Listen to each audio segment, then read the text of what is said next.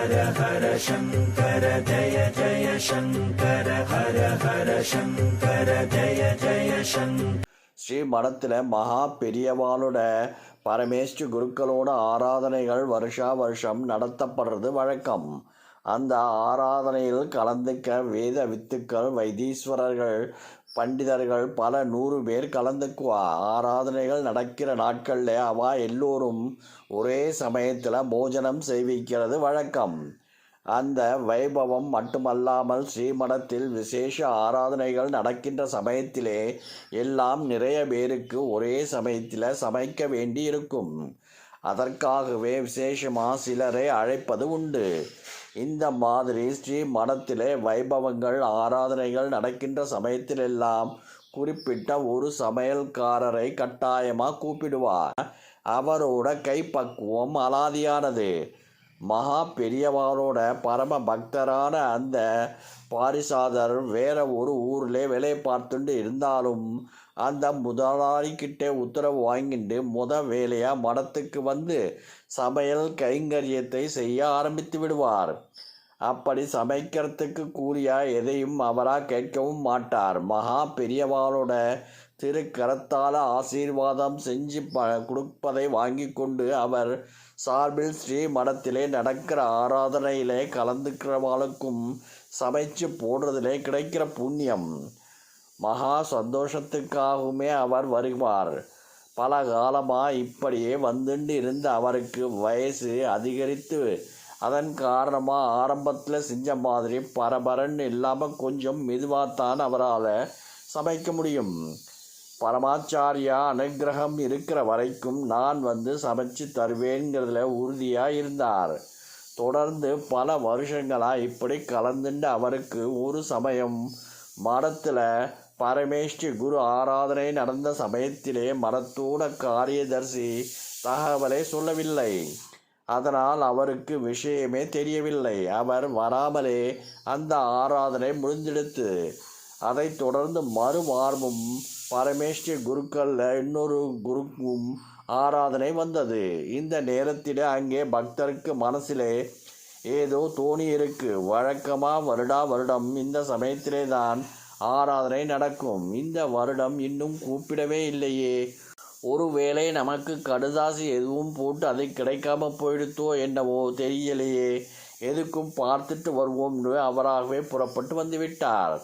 வந்தவர் அங்கே ஆராதனைக்கான ஏற்பாடுகள் நடந்து கொண்டு இருப்பதை பார்த்ததும் மலமளவென்று வேலையில் இறங்கிவிட்டார். மடத்து காரியதர்சிக்கு விஷயம் தெரிஞ்சது. இருந்தாலும் வழக்கமாக வரவருங்கிறதால பேசாமல் இருந்துட்டார். அன்னைக்குத்தான் என்னைக்கும் இல்லாமல் ஒரு விஷயம் அன்னம் சமைக்கிறச்சே நடந்தது.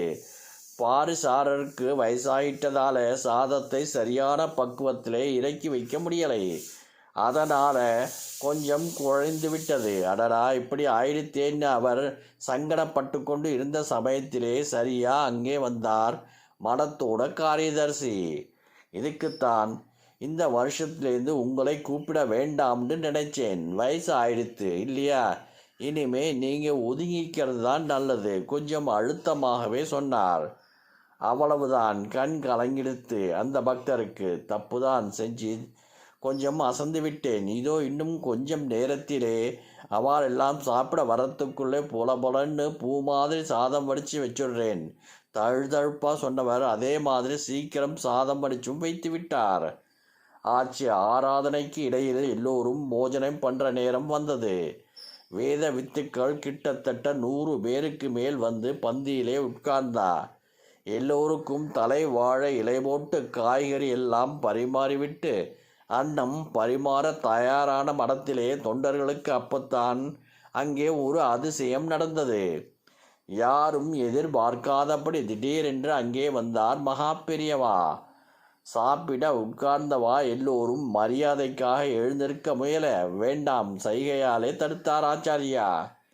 எல்லோரும் திருப்தியா போஜனம் பண்ணுங்கோ என்று சொன்ன மகா பெரியவா எல்லோருக்கும் பரிமாற தயாராக அன்ன பாத்திரத்தை வைச்சுண்ட இருந்த தொண்டரை பார்த்தார். என்னது, பண்டிதர்களுக்கு இப்படியா அன்னம் சமைக்கிறது?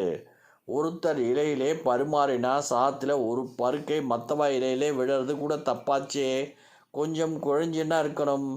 சொன்ன மகா பெரியவா மடத்தின் காரியதர்சியை பார்த்தார். ஏன் நீ வழக்கமாக வர்ற பாரிசாரருக்கு சொல்லலையோ? கொஞ்சம் தெரியாதவர் மாதிரி கேட்டார். இல்லை பெரியவா, அவர் பக்குவம் பண்ணின அன்னம் குழைந்தெடுத்து என்று முடிக்காமல் இழுத்தார் காரியதர்சி. ஓ, அவருக்கு சாதம் வடிக்கிற பக்குவம் தெரியாதுன்னு நீ சொல்லி கொடுத்தியோ?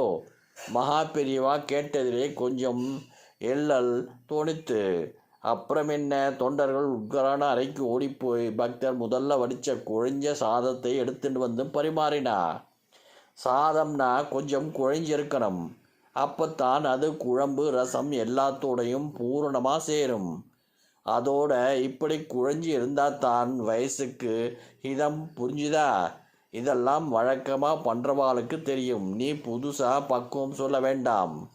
உக்ரான அறையில் ஓரமாக நின்றுண்டிருந்த அந்த வயசான பாரிசாரருக்கு பரமாச்சாரியா பேசினது எல்லாம் தெளிவாக காதில் விழுந்தது.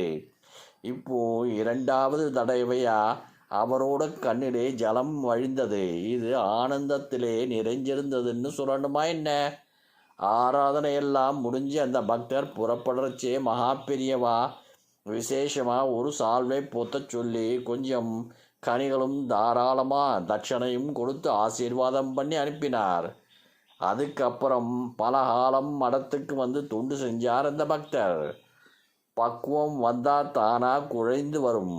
குழைஞ்சா வாழ்க்கையிலே எல்லாத்தோடையும் சகஜமாக ஒத்து போயிடலாம். இது சாதத்துக்கு மட்டுமல்ல, வாழ்க்கையில் சாரத்துக்கும் இதான் அடிப்படை. மகா பெரியவா இந்த அற்புதத்தை நடத்தி சொல்லாமல் சொன்ன இந்த தத்துவம் காரியதர்சிக்கு மட்டுமல்ல, இங்கே இருந்த வேத வித்துக்கள் எல்லோருக்கும் தெளிவாக புரிஞ்சது. ஹர ஹர சங்கர ஜய ஜய சங்கர ஹர ஹர சங்கர ஜய ஜய சங்கர.